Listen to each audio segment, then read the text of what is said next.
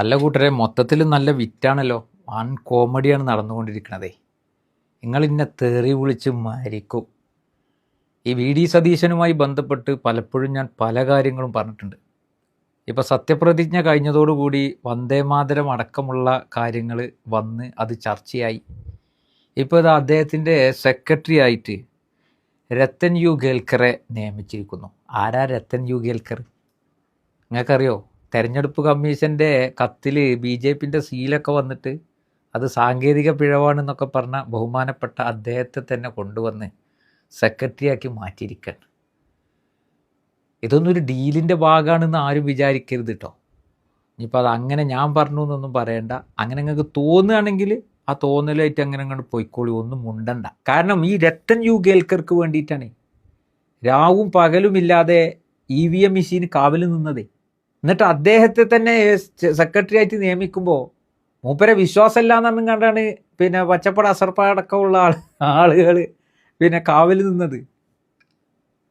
ഇപ്പോൾ അതാ മൂപ്പരെ കൊണ്ടുവന്ന് സെക്രട്ടറി ആക്കുമ്പോൾ അപ്പോൾ എവിടെയാണ് ആ വിശ്വാസ്യത കുറവ് എപ്പോഴും ഇപ്പോൾ തിരിച്ചു കിട്ടിയത് എന്ന് നമുക്ക് ചോദിക്കണ്ടേ? അത് മാത്രമേ നമ്മൾ ചോദിക്കണുള്ളൂ. പിന്നെ അടുത്തത് ആരാങ്ങൾക്ക് അറിയോ? റോയി മാത്യു, അതായത് വി ഡി സതീശൻ്റെ മുഖ്യമന്ത്രിയുടെ മീഡിയ സെക്രട്ടറിയായി മുതിർന്ന മാധ്യമപ്രവർത്തകൻ റോയി മാത്യു വരുന്നൊക്കെയാണ് ഇപ്പോൾ കേൾക്കുന്നത്. ഞാൻ ഈ ഇലക്ഷൻ്റെ മുമ്പ് വി ഡി സതീശൻ്റെ സൈബർ ഹാൻഡിലായിട്ട് പ്രവർത്തിക്കുന്ന ഒരു അഡ്വക്കറ്റ് വനിതയെക്കുറിച്ച് സംസാരിച്ചിരുന്നു. 2 വീഡിയോയിൽ ഞാനത് പരാമർശിച്ചിട്ടുണ്ട്. അതായത് സെൻറ്റ് റീത്താസ് സ്കൂളിലെ ആ കുട്ടികളും ആ ഹിജാബ് വിഷയത്തിലൊക്കെ ഇടപെട്ട് കേസുമായിട്ടൊക്കെ മുന്നോട്ട് വന്ന അതേ അഡ്വക്കറ്റ് തന്നെയാണ് സതീശനും വേണ്ടിയിട്ടൊക്കെ സൈബർ പിന്നെ സോഷ്യൽ മീഡിയ ഹാൻഡിലായി പ്രവർത്തിക്കണം എന്നുള്ള കാര്യങ്ങളൊക്കെ പറഞ്ഞ് പല വാർത്തകളിലൊക്കെ അത് വന്നതാണ്. കൂട്ടത്തിൽ ഇതും കൂടി ഓർമ്മപ്പെടുക. എന്താ ചെയ്യുക? ഇതിങ്ങനെ വന്നാലും ഓർമ്മപ്പെടുത്താക്കാൻ നമുക്ക് കഴിയില്ലല്ലോ.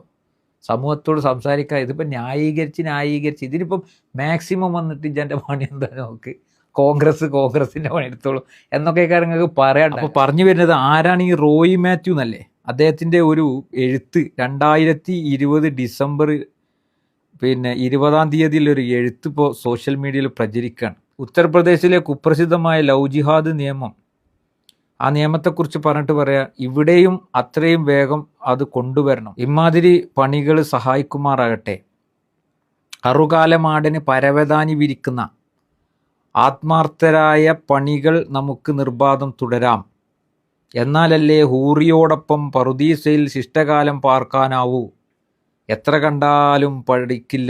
കണ്ടാലും കൊണ്ടാലും പഠിക്കില്ല. കേരള കൗമുദി പത്രത്തിലെ ഡിസംബർ 20 തിരുവനന്തപുരം എഡിഷൻ വാർത്തയാണിത് എന്ന് പറഞ്ഞിട്ടാണ് ആ ഒരു ലിങ്കും കാര്യങ്ങളൊക്കെ പ്രചരിച്ചു കൊണ്ടിരിക്കുന്നുണ്ട്.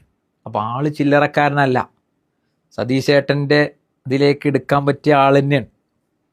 അപ്പോൾ നോക്കൂ, ഇത് പോകുന്ന റൂട്ട് എങ്ങനെയാണെന്ന് നിങ്ങളൊന്ന് ആലോചിച്ച് നോക്കൂ. ഈ സതീശനുമായി ബന്ധപ്പെട്ട് നിങ്ങൾക്ക് ഈ ഇലക്ഷൻ വന്നോട് കൂടിയാണോ വൈരാഗ്യം? അല്ല, എനിക്ക് അദ്ദേഹത്തോട് വ്യക്തിപരമായ ഒരു വൈരാഗ്യമല്ല, ഞാൻ അങ്ങനെ വെച്ചു പുലർത്തുന്ന ആളുമല്ല. നേരെ മറിച്ച് ഇലക്ഷൻ്റെ എത്രയോ മുമ്പല്ലേ മുനമ്പം വഖഫ്, നിങ്ങൾക്ക് പരിശോധിച്ചാൽ മനസ്സിലാവും. ആ കാലത്ത് സതീശൻ പറഞ്ഞ വാക്കാണ് മുനമ്പും വഖഫ് ഭൂമിയല്ല. അതിൻ്റെ കംപ്ലീറ്റ് കാര്യങ്ങളും പരിശോധിച്ച് നമുക്ക് അനുകൂലമായി വിധി വന്ന സാഹചര്യത്തിൽ മൂപ്പരെ വർത്താനം അതായിരുന്നു.